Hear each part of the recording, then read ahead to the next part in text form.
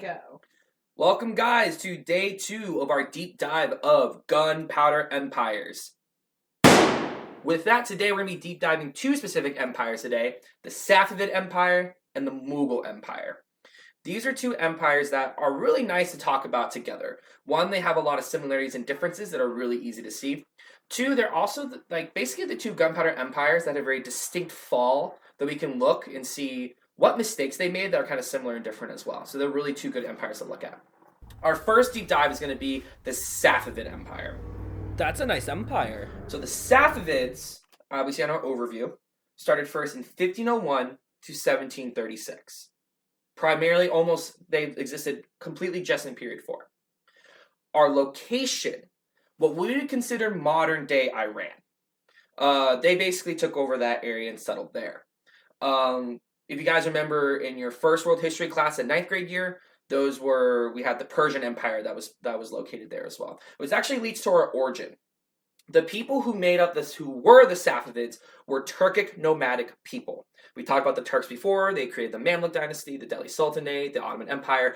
These Turkic people, who were often the warriors for previous Islamic empires, they're now creating their own empire. So we have a nomadic group, conquers this area, and creates this empire known as the Safavids.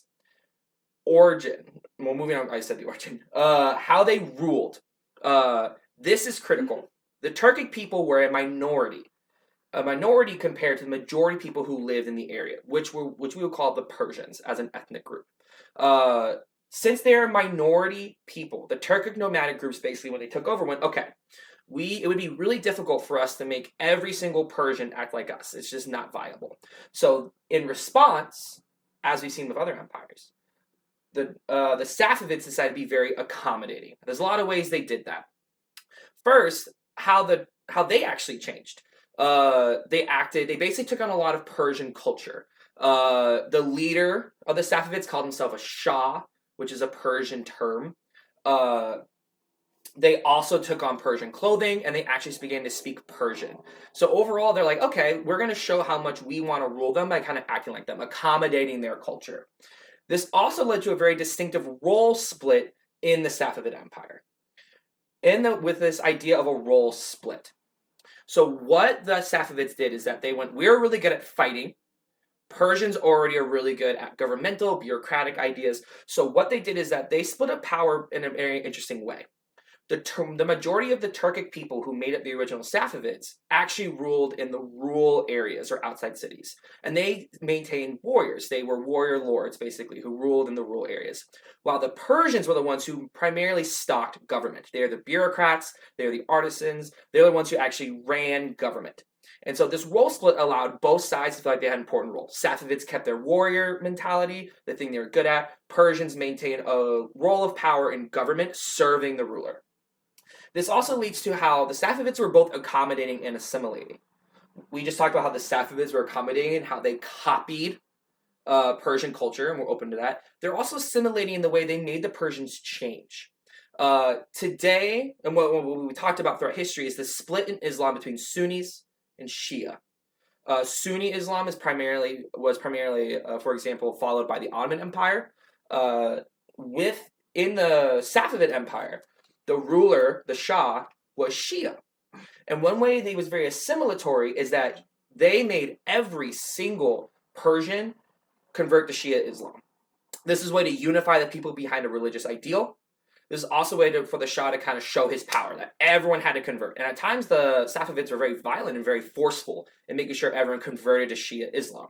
This is why today Iran has the largest Shia population in the world. It's one of the few countries that is majority Shia because of the Safavids and them forcefully converting people to Shiaism. This is also why an important thing we get down, I'm going to make this a high alert, is that the Safavids, as pretty much the only majority Shia empire, had a lot of conflicts. We look at our map of the gunpowder empires, pausing for dramatic effect.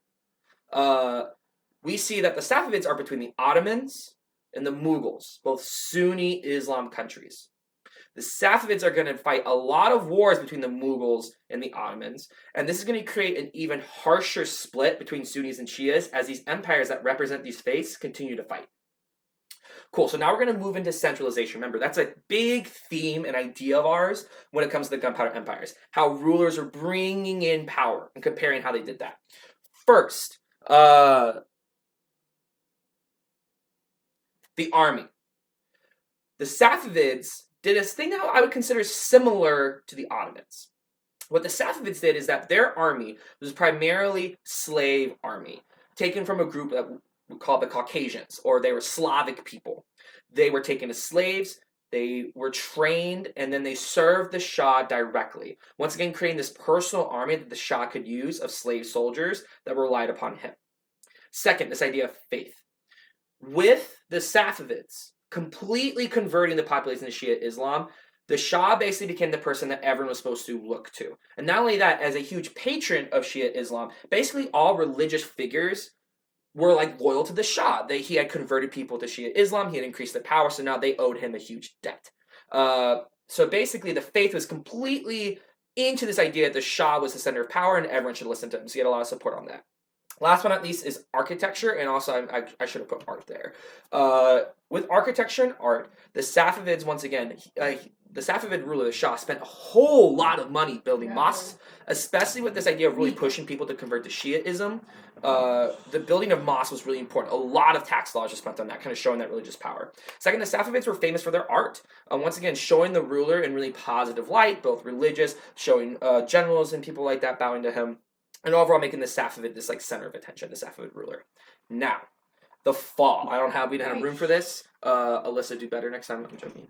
But overall, the fall. Yeah, you telling me. Nika doesn't like when our neighbors leave. How dare they leave? So that's fine. So the fall. The Safavid ruler over time became more and more kind of centralized in the palace. We're going to get more until we talk about the fall of the Ottoman Empire and other groups later, but basically a big issue that happens with empires is as the ruler becomes more and more separated from their people. Basically what's happening is that the Shah would be born in the palace, would barely leave the palace, and was served by all these government officials. What happened is that the Shah cared less and less and less about actually ruling the country. This led to a couple issues. One, the weakening of the military. Without really anyone in government fighting in wars often or caring about the level of expertise the military had, the military kind of fell apart. Second, very hardcore religious leaders began taking over. They had a direct ear to the Shah, were able to kind of boss him around. What that led to is that even more stricter forms of Shia Islam, which angered the people more than was kind of necessary, also weakened the Shah's power. Overall, the Shah also had to tax a lot. The Shah started overpaying on buildings, spending money on art, on these huge pilgrimages, because he didn't care about his people. He didn't care about how much he was taxing them. So this heavy taxation, weakening the military, rise of this more violent and stringent form of Islam led to this weakening of the Safavids that eventually caused them to actually lose to a nomadic group. Afghanistan tribal groups invaded and basically defeated a Safavid army that should have easily beat them, but by that time it had become so weakened that the Safavid empire basically fell apart. Keeping in mind that idea, we want to think what led to the Safavid fall, the changes, when we go look at the Mughals in a second. But for now, I want to give you a second to catch up. So that means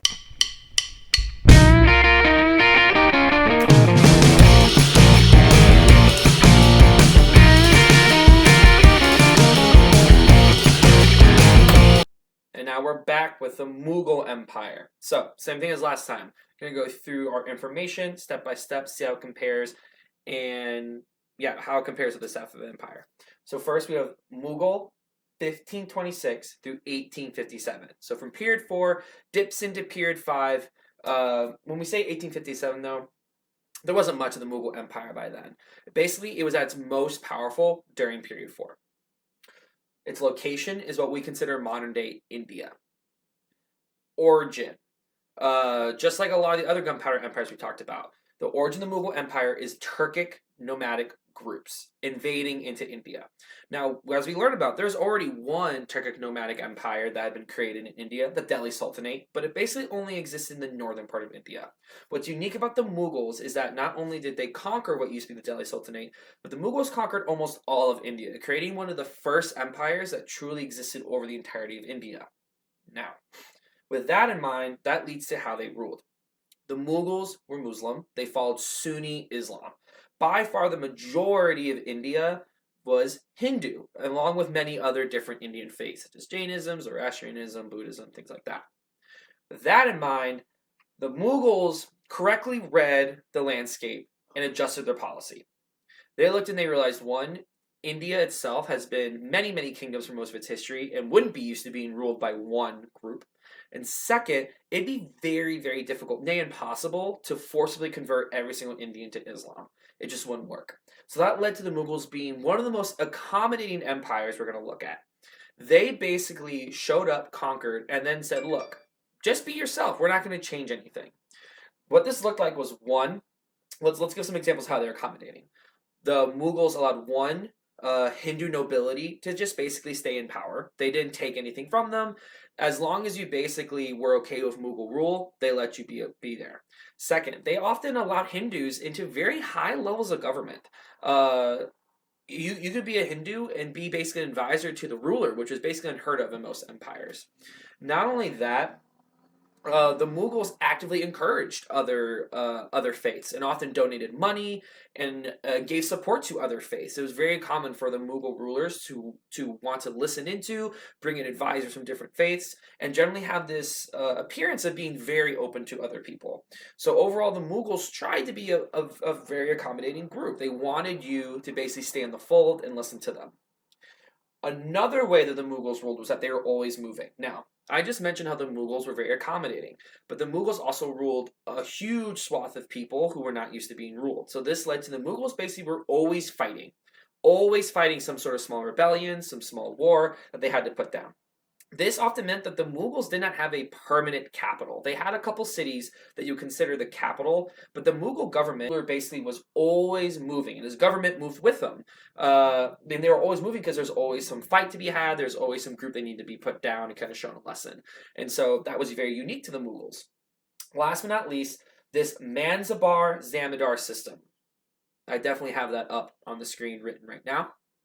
But this is a unique system to the Mughals. It kind of blends, it connects to their accommodating style. Basically, the Manzabar is a government title. If you were given that title, you were then paid by the Mughals. You had a governmental position.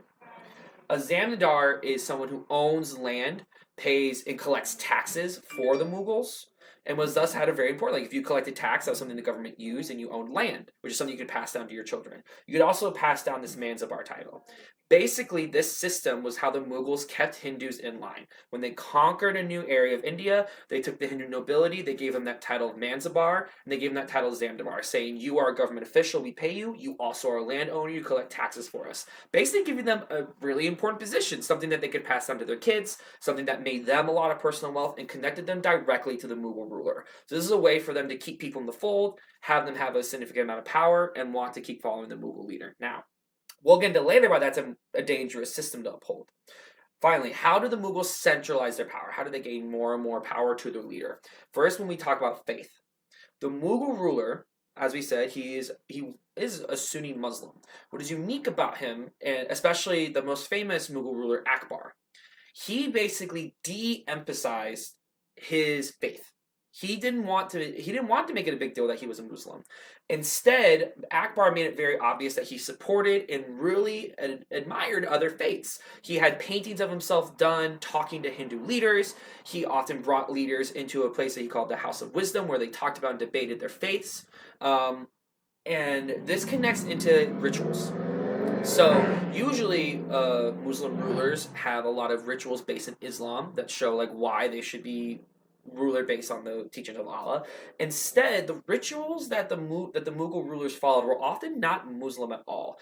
There's two examples that are heavily actually Hindu rituals that they took on to kind of show like we should be followed by Hindus. The first is something called the weighing ceremony. The Mughal ruler would literally weigh his child. However much that child weighed, he would then give that amount in gifts to every leader of every faith within his empire as a way to show support. That is a very Hindu ritual saying like you should listen to me, not because of Allah or some other god, just because I am supporting you in your faith. Another one is a show ceremony he would do. Every morning he would walk out onto his balcony.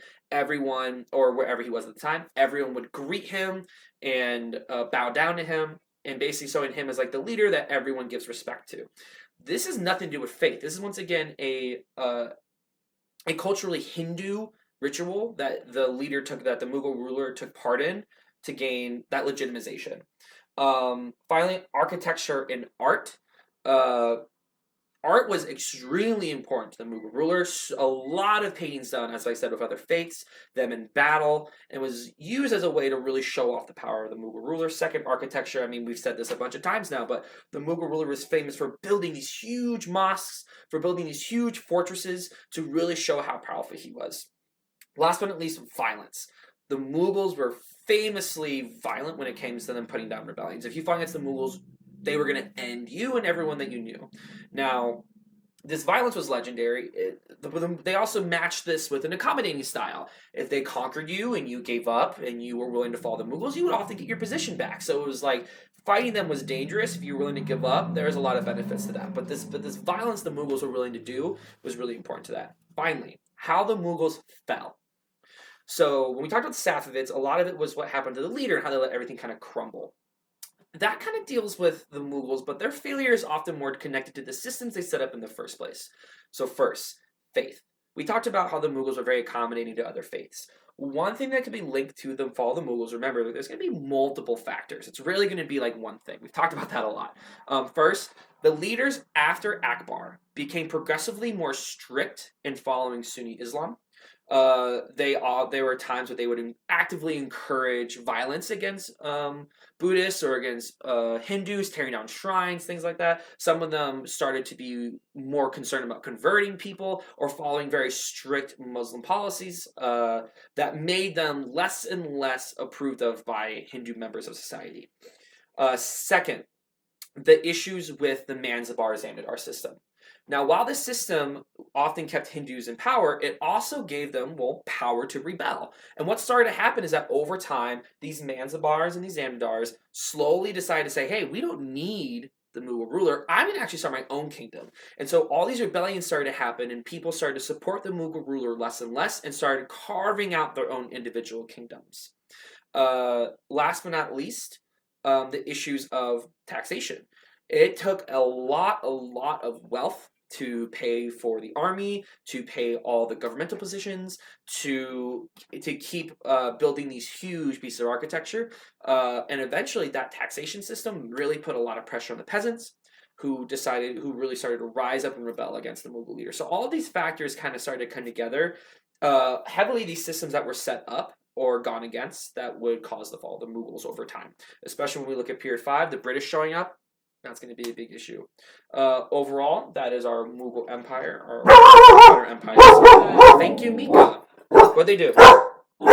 Oh, they're gonna learn today. Mika, This dog don't bark. Shush. Oh, get him, Mika. Quiet.